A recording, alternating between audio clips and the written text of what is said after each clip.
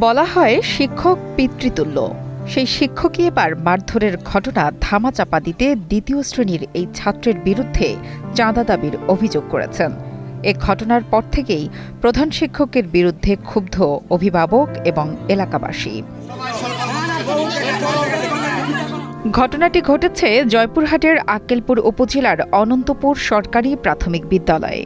গত 12 অক্টোবর প্রধান শিক্ষক নজরুল ইসলাম ক্লাসে গিয়ে ক্লাস টেস্ট অনুশীলনের অংশ হিসেবে সবাইকে আমাদের ছোট নদী ছড়া লিখতে দেন।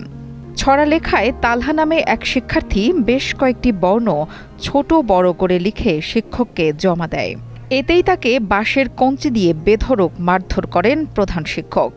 এ সময় ছাত্রটির পিঠ এবং শরীরের বিভিন্ন জায়গায় গুরুতর জখম হয়। ও ক্লাস 2 এ পড়ে, তো ওকে 12 তারিখে মাস ছিল। আর আমার ছেলে বলতেছে যে 3টা ছোট হয়েছে, সেই জন্য উনি মারছে। জানা গেছে, ছেলেকে মারধরের বিষয়টির কারণ জানতে স্কুলে যান ভুক্তভোগী ছেলের মা। তিনি ওই অভিভাবকের সাথেও খারাপ ব্যবহার করেন। পরে গ্রামবাসীর উপস্থিতিতে তাকে ও তার ছেলেকে চাঁদাবাজ আখ্যা দিয়ে গালিগালাজ করেন অভিযুক্ত শিক্ষক। কি জন্য মারলো এই জন্য আমি স্কুলে আসছিলাম হেড স্যারের কাছে। তো হেড স্যারের কাছে আসে জানতে পারলাম আমার ছেলে নাকি 50,000 টাকা চাঁদা চাইছে। একটা ক্লাস 2 এর বাচ্চা কোনোদিন 50,000 টাকা চাঁদা চাইতে পারে? এটাই আমার প্রশ্ন, কি জন্য উনি মারলো। এছাড়াও জানা গেছে, স্কুলের দৈনন্দিন সমাবেশে জাতীয় সঙ্গীত ভুল হয় আবারও তালহা সহ আরও বেশ কিছু শিক্ষার্থীকে বাঁশের কঞ্চি দিয়েই মারধর করেন প্রধান শিক্ষক নজরুল ইসলাম। আমার নাতনি এখানে পড়ে, আমার নাতনি যায় কমপ্লেন দিল যে মাস্টার আমাদের সবাক অজাতাই মারছে। আমি বললাম যে কি জন্য মারছে, তো আমার জাতীয় সঙ্গীতে ভুল হয়েছে তাই। বান্ডেল থাকলে প্রতি সেনমানিতে টাকা বাঁচবে। বিকাশ সেনমানি বান্ডিল কিনে জিতুন প্রতি লেনদেনে। এরপর আমার নাতনি সবাই আমি আসলাম, এসে তাকে কমপ্লেন করলাম। তার কথাবার্তায় অন্যরকম, সে কয় যে আমি যা করছি তোমরা যা পারেন তাই করো। অভিযুক্ত প্রধান শিক্ষকের এমন আচরণের কারণে প্রতিষ্ঠানটি থেকে প্রতিনিয়ত ছাত্রছাত্রীর সংখ্যা কমে আসছে বলে অভিযোগ তুলেছেন অভিভাবক ও স্থানীয়রা।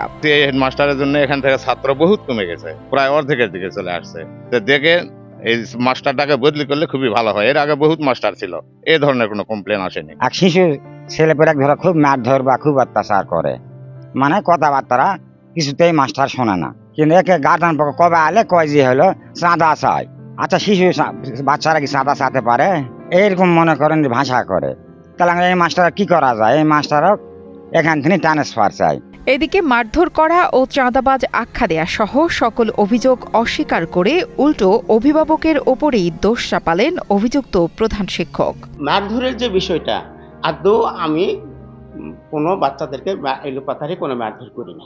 আমি কোনো অভিভাবকের সাথে খারাপ ব্যবহার করিনি।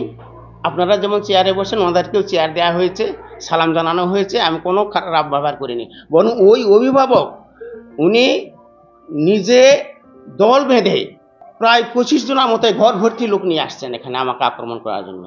হ্যাঁ, ওই বাচ্চা আমার কাছ থেকে প্রায় মাসখানিক আগে বলছিল যে আপনাকে 50,000 টাকা জরিমানা দেওয়া লাগবে, না দিলে আপনার স্কুলে চাকরি করা কঠিন হয়ে যাবে। তো এই সিচুয়েশনের প্রেক্ষিতে আমি সেদিন কথাটা বলতে বাধ্য হয়েছি।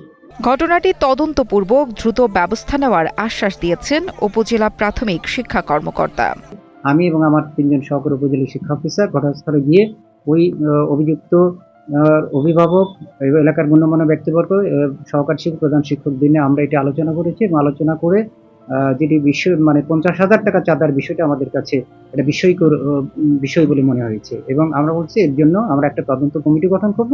এর মাধ্যমে যারা দোষী সাব্যস্ত হবে তাদের জন্য আমরা শাস্তিমূলক ব্যবস্থা গ্রহণ করব। এ ঘটনায় ওই শিক্ষার্থীর মা সহ বিদ্যালয়ের 25 জন অভিভাবক স্বাক্ষর করে উপজেলা নির্বাহী অফিসারের কাছে লিখিত অভিযোগ করেছেন। আক্কেলপুর উপজেলার অনন্তপুর সরকারি প্রাথমিক বিদ্যালয়ের একজন অভিভাবক মা তার সন্তানকে বেধড়ক পিটিয়েছেন মর্মে একটি অভিযোগ করেন প্রধান শিক্ষকের বিরুদ্ধে। প্রধান শিক্ষকের বিরুদ্ধে অভিযোগ আনার পর সেখানে সেই অভিভাবকই তার কাছে যাওয়ার পরে তিনি একটি বক্তব্য দিয়ে এরকম যে এই ক্লাস 2 এর বাচ্চা সে নাকি 50,000 টাকা তার কাছে চাঁদা দাবি করেছে। 50,000 টাকা একটা ক্লাস 2 এর বাচ্চা, এটা আসলে কিভাবে দাবি করে সেটা আমাদের বোধগম্য নয়। আমরা অভিযোগটা আমলে নিয়েছি এবং ইতিমধ্যেই 3 সদস্য বিশিষ্ট একটি কমিটি গঠন করেছি। কমিটির রিপোর্ট পেলেই সেটা আমরা যথাযথ বিচারের জন্য আমরা তাদের কর্তৃপক্ষ প্রেরণ করব। শিক্ষক শিক্ষার্থীর সম্পর্ক যেখানে হওয়ার কথা বন্ধুত্বপূর্ণ, স্নেহ মমতায় ভরা, সেখানে এ ধরনের ঘটনা মানুষের সামাজিক সম্পর্কের ইতিবাচক ধারণাকেই বদলে দিচ্ছে। নুসরাত জাহান কলি, কালের কণ্ঠ।